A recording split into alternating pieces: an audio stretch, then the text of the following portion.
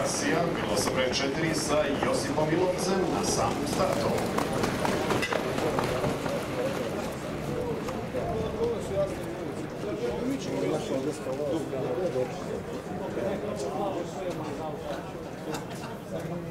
Zbog dugog galopa isključeno grlo broj 1, Magna Rosa.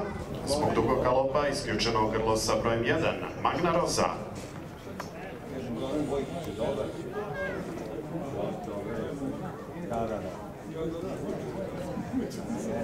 Kasija sa brojem 4 sa Josipom Milovcem kao vozačem. Na kraju ovog kontrapravca drži prvo mesto. Vidjet ćemo da li će na izlasku iz ove krivine i zadržati s obzirom na veliki broj grla koje se nalaze odmah iza nje, manje od dužine prednosti. I Kasija čini se da pada na poziciju broj 2.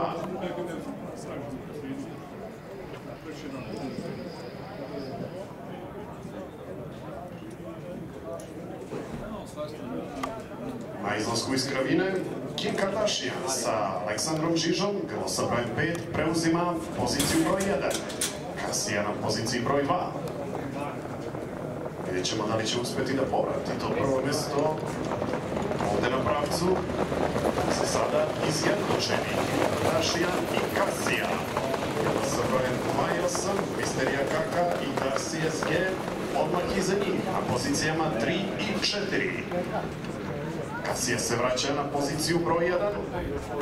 Saša Grujić tera Darcy SG sa spoljašnje strane u nameri da se dokopa pozicije broj 2. Trenutno je na poziciji broj 4, gotovo izjednačen sa Misterijom KK Karolja Kopasa.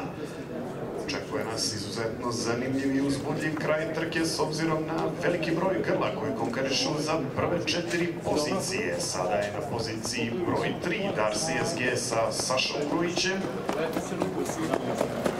Dalje vodeće Kasija. Kim Kardashian na poziciji broj 2. Saša Grujić na poziciji broj 3 sa Darcy SG.